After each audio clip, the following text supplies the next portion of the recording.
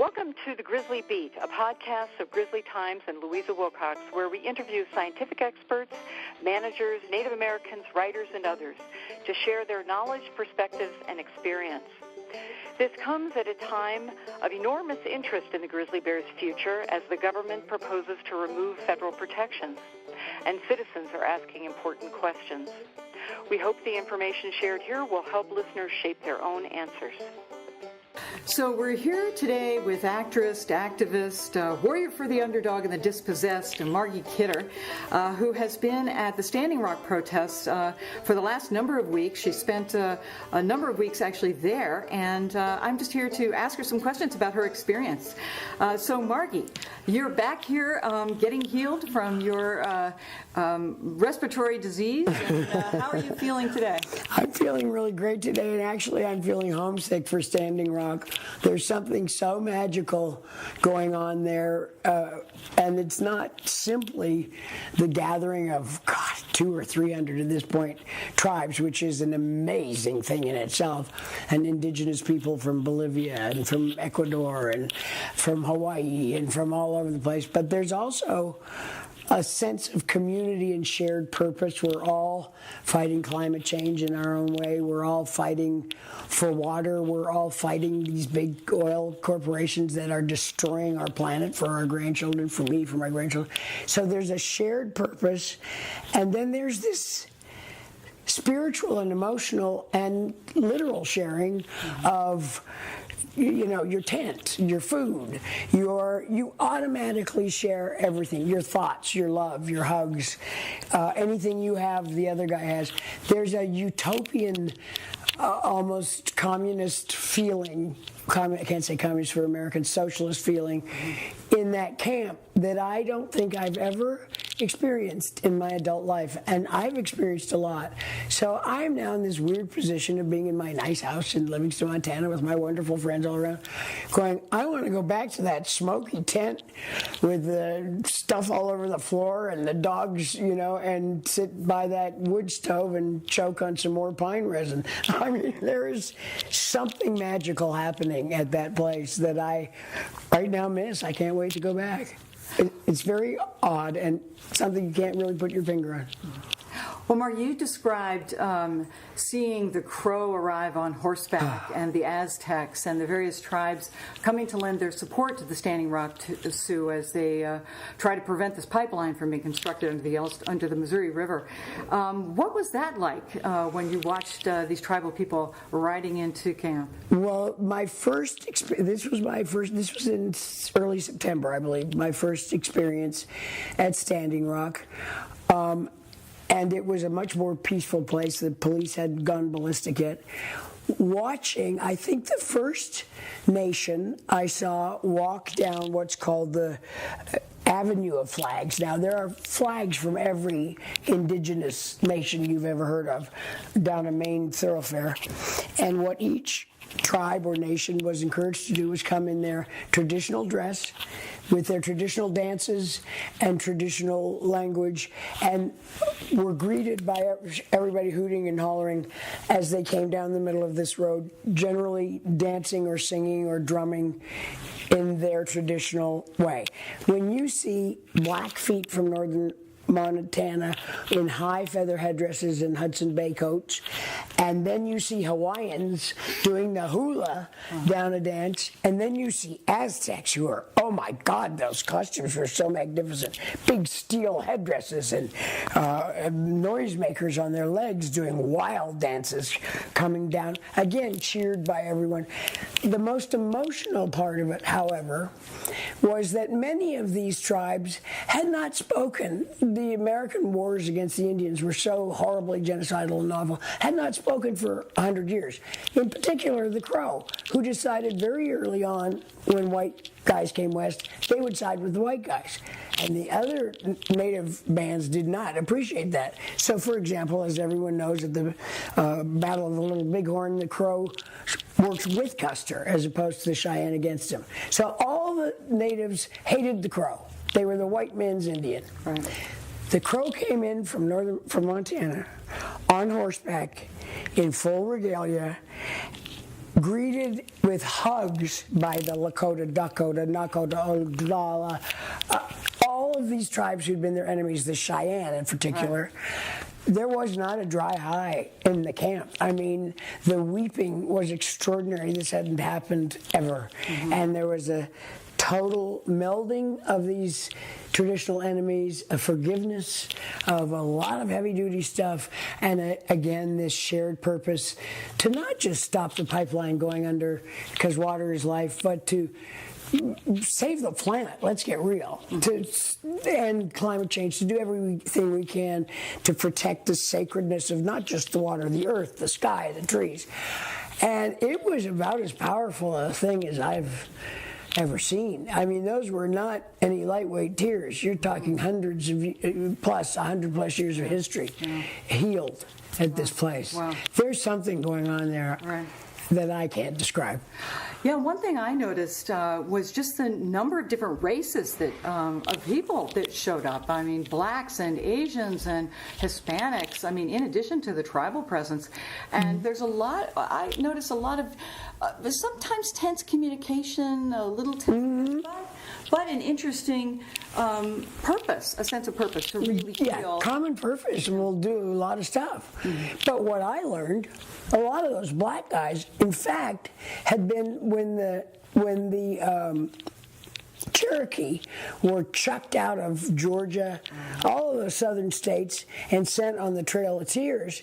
They had merged often with blacks who'd either gotten their freedom and then were being hunted, or right after the Civil War, blacks who were thrown out and looking for somewhere for some freedom, and they had been adopted by Cherokee. So a lot of the black guys at that camp are in fact consider themselves Cherokee. I had no idea about any of this. A lot of our cowboys were black. So then you would meet somebody you think is Filipino. Well, I met a couple of guys. They went, no, I'm not Filipino like Chinese plus Japanese plus. I'm indigenous Filipino.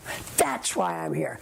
So this rising up of indigenous people and their knowledge, the wealth and the wisdom of the knowledge of how to take care of the earth, which we white people have shit on. Can I say that? You're sorry. Yes. Whatever. For so many hundreds of years, and in the course of doing so have destroyed ourselves and our culture and our civilization. The rising up of these people all over the world and coming to Standing Rock Sitting Bull's reservation is just amazing. I made friends with a woman from Bolivia the other day, and we talked about the Altiplano, and then one of the teachers at the school where I'm helping out is a kid named Jose from Ecuador. Saw his first snow, could not drive in it. God save me. And there are very proud indigenous peoples from everywhere. I didn't tell you this. When I saw you the second trip and the last night there, I like to go to the sacred circle to hear the Indian drumming to go to sleep. So I walk over and I hear, and I'm going, what's that? It was Aboriginals from Australia who'd been there for a month doing the didgeridoo, or whatever it's called, which is a very haunting sound. I went, whoa, the Maori from New Zealand. The Inuit now are there, from Nunavut in Canada. There is a rising up of wisdom and love and sharing. You know, they didn't have the individual as God the way we have in our white European screwed up minds in any of those indigenous cultures. They're there to teach us, and we're there to learn. And it is not something anyone white has ever experienced in their white lifetime, nor anyone of color outside their small communities. Right. It's amazing. It is amazing. Yeah. So what do you think, I mean, you lived through the 60s and the anti-war movement and the nuclear, efforts to stop nuclear power from originating. I mean, what do you think this portends? Because this is sort of in a league, what's happening at Standing Rock, of some of the greater protests that I've seen. Oh, I think even bigger. I mean, I think if you look at the civil rights movement, for example, remember in the, I guess, early 60s when that sheriff, was it, in Selma turned the water hoses on the black people? Yeah. That was the turning point. White people had just gotten TV in America, went, ooh, we're bad. Or some version thereof. and had to look at themselves, and that was a huge turning point in the civil rights movement, where you go to Standing Rock and you've got these North Dakota white police, and then you've got police from all over the place shooting at point blank range hard rubber bullets into people's faces and arms and wrecking their bodies and throwing tear gas canisters and hosing them and doing arresting them for no reason, targeting the press, targeting medics, trying to get felonies put on them for doing nothing but praying, and hundreds of cops. You got a world watching this going, what's the matter with these white North Dakotans? And I don't think the white North Dakotans get that. Here's what nobody's getting. This is a goddamn Canadian pipeline. This is not an American pipeline. This is a foreign country getting poor white people in North Dakota to pay out of their taxes in these tiny little dirt poor towns for what they're calling security, which is in fact the worst advertisement for these pipelines in history. So the rich cats at Enbridge in Calgary, my other country, I'm afraid, are sitting there just screwing not just the native people with the pipeline under the Missouri River, which the white people didn't want in Bismarck, so they moved it down to the reservation, but screwing the white people by making them borrow, what was the last one 2 days ago, $10 billion for security. A town like Mandan can't pay that off. These are people who work in the grocery store, the dollar store. They're paying for a Canadian company and they don't know it. Right. And you want to go, wake up. This is not you versus native people. This is you versus a pipeline company, an oil industry that now owns the world. So the big question out of all of this is, can the wisdom, the love, the caring, the unity of all of us and these indigenous peoples rising up together beat the most wealthy, powerful industry in the world that basically owns our governments? Little Justin Trudeau, Prime Minister Trudeau in Canada. I'm sorry, I babysat him. He is now under so much pressure, even though he made all these campaign promises about climate change, because the oil industry owns Canada. And so now he said, okay, last night, he said, okay, to one Enbridge 3 pipeline also going through North Dakota, which will destroy North Dakota, just like the fracking has done. And he said, okay to, what was the other pipeline? He said no to Northern Gateway. Mm-hmm. He said no to Gateway, yes to Enbridge and Enbridge 3, I think, were the ones. This industry, with the banks that support the excavations for the extraction of natural resources, which is now becoming increasingly difficult and thus increasingly dangerous and increasingly destructive to the planet and putting more and more carbon in the atmosphere, they're backed by these big banks who, so they're all in bed together, blind as bats, as my Cree friend Tantu Cardinal said. What's the matter? They've got coins for eyes. Oh. Isn't that the best? That's some power. Coins for eyes. They don't think their kids are going to suffer from climate change. Right. So you have so many forces coming together, meeting with our hapless media here in the States, meeting, except for the alternative media. That's you, Jeffrey. Meeting on this piece of earth, flat, plain, owned by the Army Corps of Engineers, who have said they're not, going to do anything dramatic. They've played it smart. And you have all of them coming together. What's going to happen? I have no idea. But if there was ever a chance in this planet's poor, sad, tragic history to redeem the pathetic human race, which is not as smart as my dog Jack over there, or certainly the white part of the human race, it's now. If we white people listen to that wisdom, absorb it, if one oil company executive were smart, these are not the smartest, brightest bulbs in the box, he would go, wait a minute, I'm taking, say, Suncolor or whatever, and we're going to stop digging oil, and we're going to take all this money and put it in renewables. He would be the richest man on the planet, because everybody like you and me And even Joe Blow, working at the drugstore, knows now that the planet is in serious, serious, serious trouble, as is the human race. We're approaching the sixth extinction. And everybody knows it. So if one oil company did the right thing, do you know how much money they make? That's a smart business move.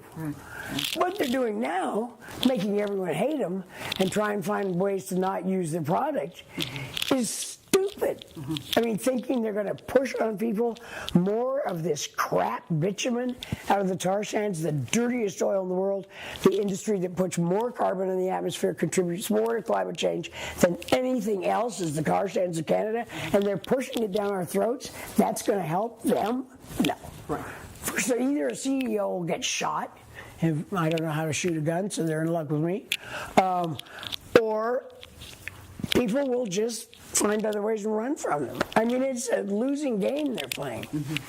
Well, Margie, you've talked... I'm sorry, I got right off. No. There. You've talked a lot about the role of Canadian tar sands in this debate, and it's not talked about that much. I mean, most of the conventional wisdom is that this pipeline, the Energy Transfer Partners, is all about taking oil from the Bakken down to refineries in the Midwest.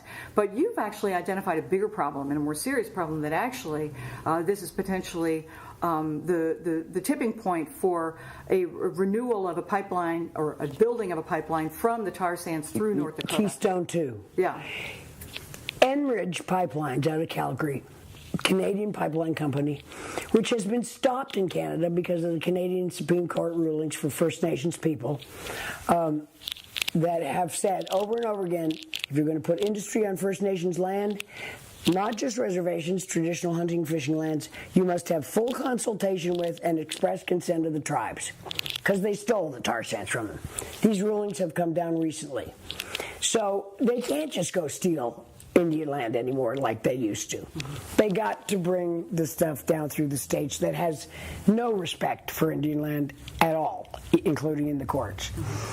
What happened was in last August, Enbridge Pipeline, who's been stopped now from going to the west coast of Canada, who've been stopped all over the place by First Nations peoples, who've really led the charge in Canada, bought Energy Partners, what's the other word in there? The Texas company. Oh. They're a limited... liability corporation. Yeah. They bought them. Now, think about this. At that point, the Canadian dollar was at about 68 cents to the American dollar. Enbridge had been stopped at every turn in Canada. Enbridge was not stinking rich, and the price of oil was in the toilet. They actually just buy a multi-billion-dollar corporation out of Texas, that one of the biggest pipeline companies in the United States. Hello? So you go, no, that doesn't work. That doesn't make sense. Now, they bought some of it in stock exchanges, but still, you're talking a big loss on the dollar. Then you go, well, what can a Canadian company do that an American company can't? Besides, get this tar sands. You can't refine it in Canada. You have to get it to Houston and one other refinery to refine this crap. If this pipeline goes down, if we manage to take it down, a Canadian company, under the terms of NAFTA, can sue the U.S. government for trillions of dollars in lost profits, and they will win, because these international trade courts are made up of CEOs of companies. And so there's been a lot of suing back and forth for water, for this, for that. They're terrible trade agreements. So what can they do? Oh, we're going to pretend we want a little tiny pipeline having some fracked light sweet crude from the Bakken go to some invisible destination. Not North Dakota. Right. Nobody in North Dakota is going to get a cent of this or any of it. We can buy this pipeline. It's inches from the Canadian border, and we're not going to use traditional size pipes that we use for light sweet crude, which is 16 inches in diameter.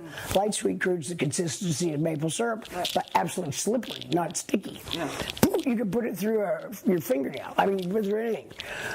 Bitumen, on the other hand, is like sand and tar. You have to highly pressurize it to get the heat up. This is trying to learn the physics. In order to liquefy it even a little bit, to push this sandy crud through of necessity, 30 to 36 inch in diameter pipes.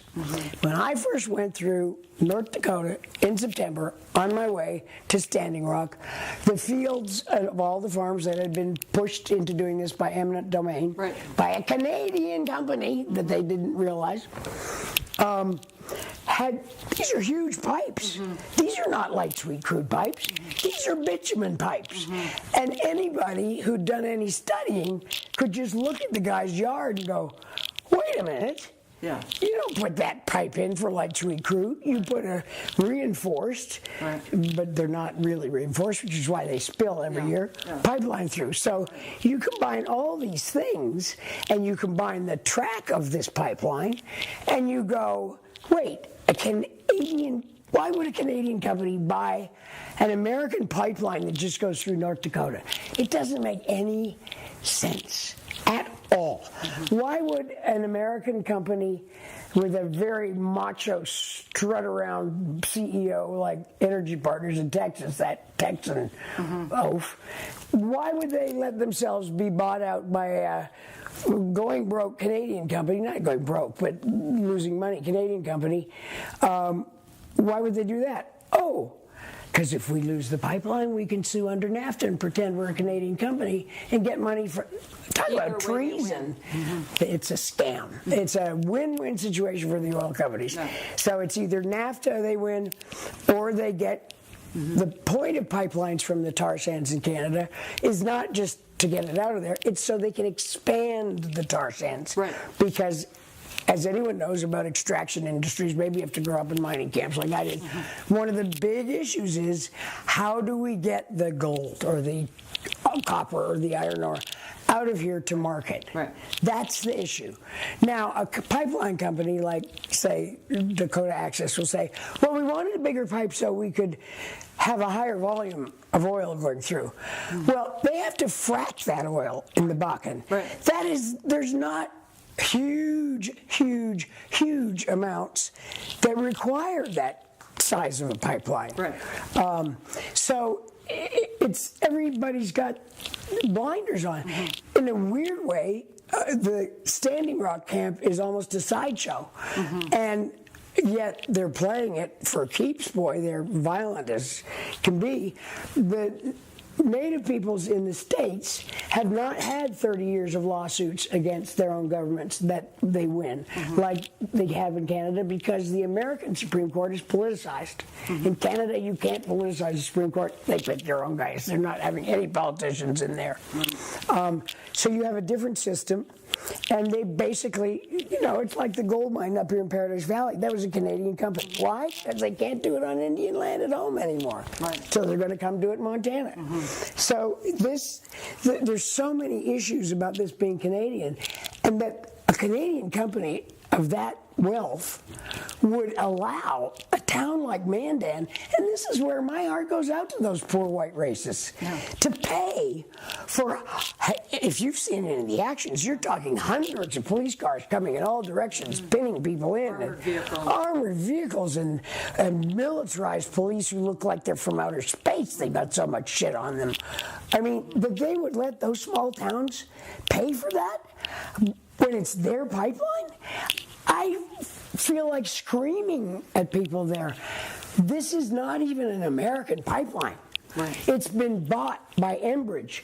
Now they're trying to shuffle things around, move the CEO. It's a Canadian pipeline. It's designed to bring bitumen from the tar sands, and you can find all the documentation. Here's what I found out about researching stuff. You don't go to the anti thing. You go to the company's own website. Promotional. Did you not? You go to their own website and you go, you wrote that on your website. Why did you write that we can now also are in a position to bring tar sands, bitumen down from the tar sands? You look really bad, but so that's where I find my information. I find it right from them.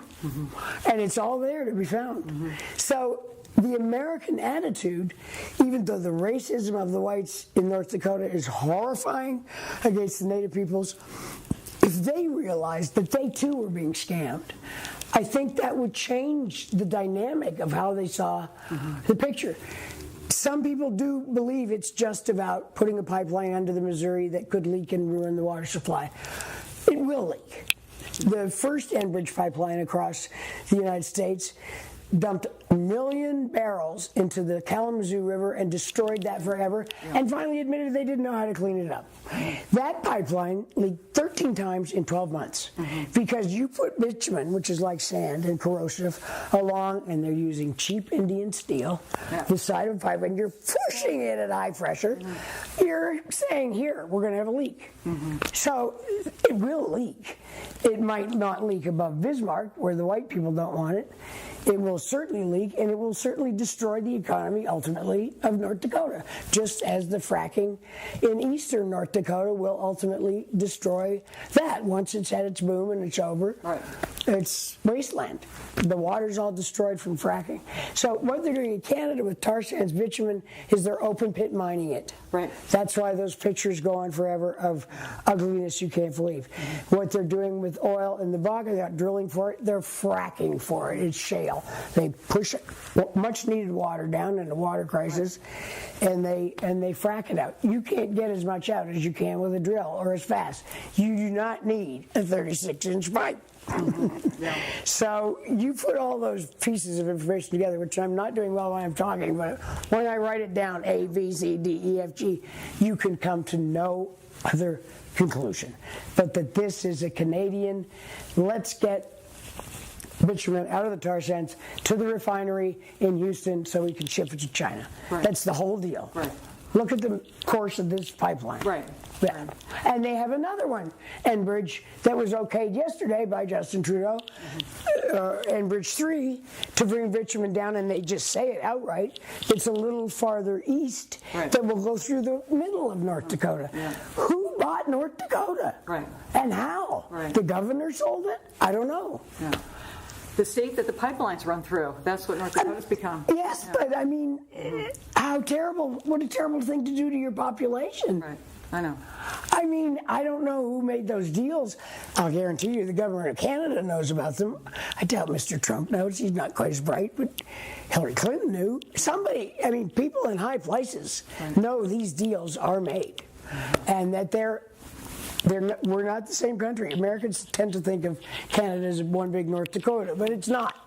It's a separate country. So when they go, we're going to have energy independence, you go, Canadian oil is not American oil, and you don't get energy independence. Anyway, we have it already.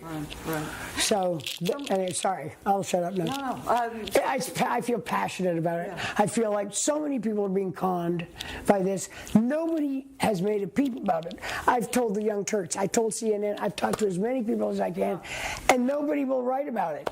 I guess I have to. I mean, the scale, the scale of what's being impacted, it's not just North Dakota or even the Missouri River, it's our whole Western way of life and a whole global way of life. The tar sands of Canada emit more carbon into the atmosphere than any other industrial project on the planet. And they expand that's even more. We're already so far behind ameliorating these symptoms of climate change. Now, you're 20 years later than the event happens. It's sinful. And Americans don't know. They're all going, oh, DAPL, Dakota Access Pipeline, like someone in North Dakota owns it? Are you kidding? No. I mean, which brings it's Sunoco, and they also own part of it, and which is also a Canadian company and an American company, who own a big part of the tar sands. They are tar sands, and it's that Texan. He's so offensive that I have a hard time with his energy partners, but Enbridge is calling the shots.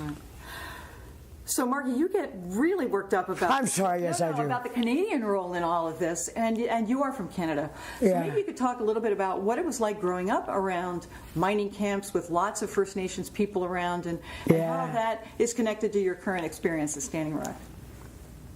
Boy, that's an interesting question. That answer requires a lot of emotional honesty. When I was a kid, I'm 68 now, born in 48. I don't know how many people on the planet were aware that climate change was coming, that it was wrong to blow up the earth, which my dad did for a living. He was a mining engineer, explosives expert. So we would go. I was born in a town called Yellowknife, just south of the Arctic Circle. When I was born, there was one toilet in town. Said this is the only toilet for 1,000 miles. Edmonton was 1,000 miles south. Flushed with care. I was delivered by an Inuit woman, Eskimo, off in a Red Cross shack off a mine shaft. That was all that was there. There were a lot of tents. We ended up, my mom finally got a caboose to have as a sort of house. And then my childhood was spent in mining towns that were not yet mining towns. They just discovered one was iron ore, copper. They just discovered stuff, and Dad's job was to go in and figure out how to get it out, how to best blow it up and get it out. So generally, particularly, for example, in a place called Labrador City, inland Labrador, way up in the north, there were, we called them Indian kids, living in a couple of places. I remember traditional villages, and that was who you played with. Mm-hmm. I mean, that's who was there. We would do things that now I'm just horrified by. We'd go to Indian burial mounds and dig up the bones with the Indian kids. I just go, oh my God. But we didn't know any different. So I got to grow up. I was really blessed in the wilderness. Literally, our backyard were the boreal forests. Mm. So now when I think of the destruction of the boreal forest, I could break down and sob at the drop of a hat. We had northern lights at night in the winter and snow for infinity, and nature went on for infinity. You just looked north. Mm-hmm. And I think now of climate change, and that no longer exists, that reality. You can't just look north and know that after there's no civilization anymore. You go right to the North Pole, and it's just the beauty of wilderness. Mm-hmm. That is not there anymore breaks my heart on such a primal level, I can't tell you. And my Indian friends I grew up with, I didn't stay in touch with them, although as a young woman I could never resist a handsome young brave, I'll tell you. And I had often thought, how come the Kidders have been in North America since 1648 and the Wilsons maybe 400 years, and nobody slept with an Indian? So I did my best to make up that. But one woman can only do so much. But so my affinity for, and I don't know what name is politically correct right now, Aboriginal peoples, Indigenous peoples, I think we're going to all end up settling on Indigenous peoples, First Nations, Native. There is a mindset that is very comfortable and loving to me and very familiar. Mm-hmm. So when I first came to the States and realized most white people had never met an Indian, I thought, this is weird. Yeah. This is kind of strange. But it's the reality of here. So I go, now I'm at Standing Rock, and just a few days ago, and I'm in my tent. And we lived way in the north, so our blizzards were real blizzards. Uh-huh. And I'm having an American version of a blizzard, which is a little milder. But it's a whiteout, and there's blowing, and I'm in the tent with a stove and realizing this is what Mommy was given when she was first married and pregnant as her first house in the Northwest Territories with all the miners and tents. And I went, I haven't felt this much at home and myself since I was 14 years old, and my mother convinced my father to leave the North and take us to civilization in Vancouver. And I wept. I just sat in my tent and by myself. Alex was asleep, but I just lay there with tears coming down my eyes going, this is where I belong. I'm home. I finally, at 68, I'm home again. I don't know if that makes any sense or it's stupid, but it was so, and I wrote that Facebook thing saying Johnny, I think only Johnny Tantu Cardinal is a Canadian Cree actress who was born in Fort McMurray. Her village was bulldozed under for the tar sands. She went back to find it. She knows what it's like to grow up in the Canadian North in boreal forests with wilderness as your backyard. So I thought only two people will get why I'm writing this. Other people, it turned out, did. But it was a goosebump moment, and it was, God, at 68, I got to finally come home on this funny patch of Army Corps of Engineer land with all these tents, and a lot of Aboriginal people who've never seen snow before and driving their cars into snowbanks that me and this other Canadian Cree girl were hauling out with chains. Yeah. But yeah, I don't know. I think a lot of people feel they're supposed to be there. I think that experience of mine is much more common.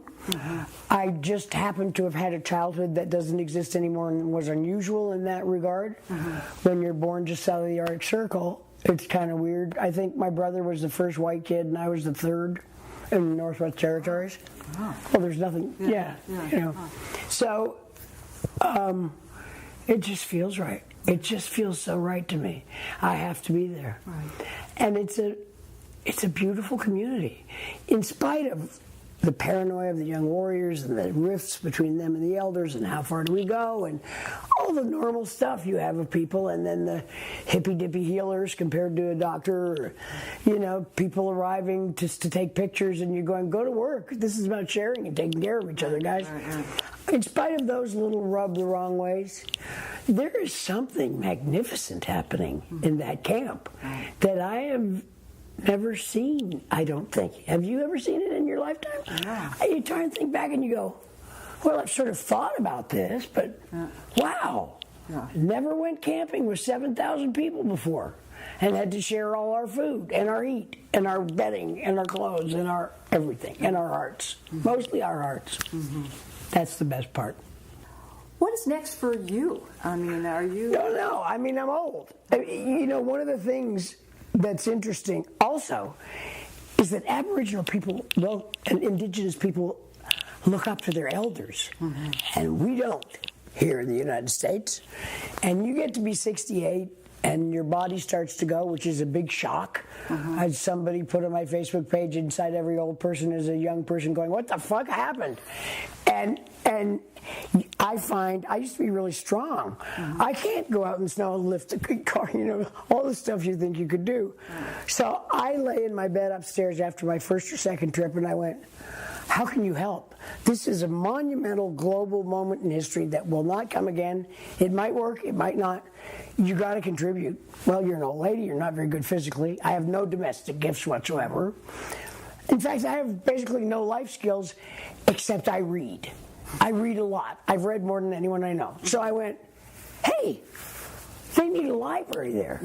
So, and it's got to be a Native American library. So I found some Native American writers who are heavyweights and fabulous, amazing writers who I've idolized for years, and helped facilitate a group of people who are starting a Native American library by Native American authors and about Native American history on Standing Rock at the school, and our yurt is going up this coming week, and I'm so excited, I can't tell you. And people have sent books from all over the country, and I'm pleading for more books, great books. Vine Deloria, James Welch, give me them all, children's books. So it's for adults and for the school, and it gives me a lot of joy. And then I go over and help out at the school, and I love all those little munchkins because my grandkids grew up. So there's a stage of life where your contribution to something changes dramatically because of physical limitations. I can't remember what your original question was. That was my question. What's next? What's next? What's next is, I don't know. I mean, I could be dead in 5 years. You know, we're of the generation where you suddenly go, oh, us baby boomers are going to die too? We weren't supposed to do that. You know, I've had a year, as have you, of losing a lot of friends and a lot of associates, a lot of people I loved and worked with, just dropping like flies. Two of Pierre Trudeau's pallbearers died within a week, Castro and Leonard Cohen. His pallbearers were Jimmy Carter, Fidel Castro, Leonard Cohen, and then his two sons and somebody else. I mean, they're just dropping.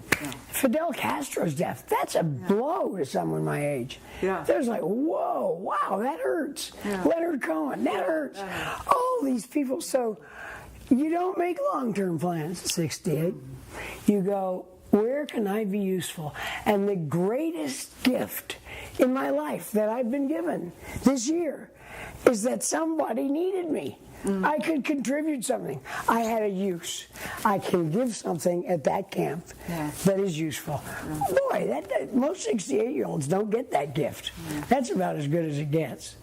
Yeah. And there's a number of students, I mean, just young kids. It's a family affair at Standing Rock, so there is really an opportunity for Dennis Banks' granddaughter's there. She's such a rascal. My little Shelby, I adore her. All that cool school kids got headlights, of course, so we got headlights.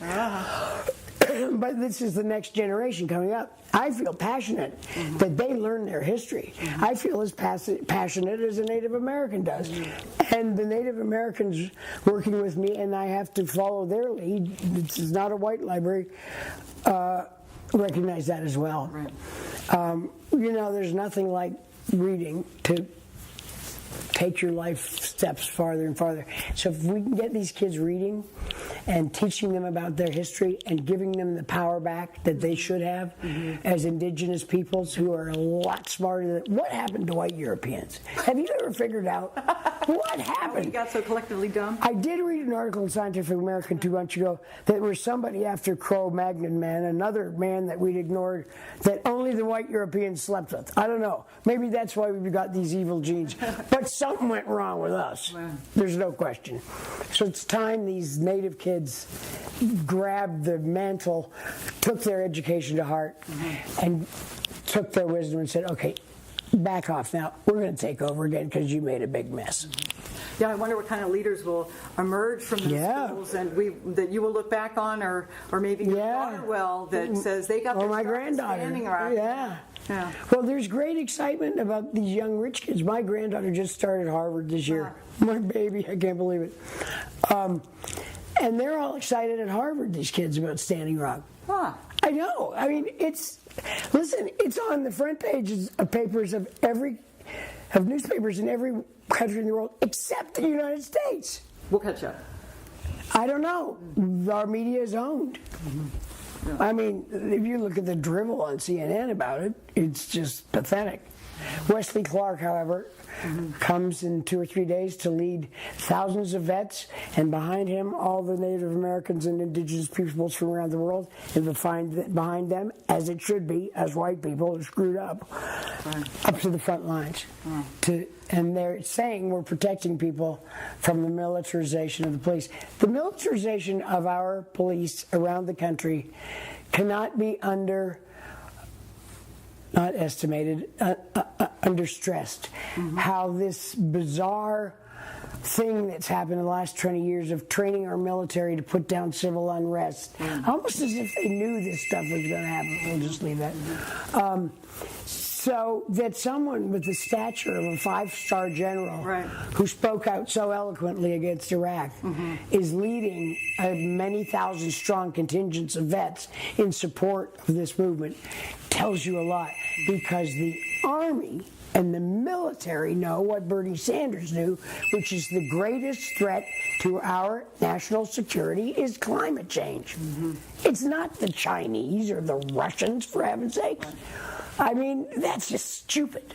It is the challenge of our time, and it's the only issue. We won't be here in 100 years if we don't do something about it. My grandchildren will be living in a world where people are having war over a cup of water. I don't get to sit back and do nothing in that reality, because I was a baby boomer and had a great youth. We had a good time. I have to get back now till I die. Well, thank you, Margie. You're welcome. Talking to you. We're with Margie Kidder in Livingston, Montana, on her way back to Standing Rock. Yeah, who talks forever.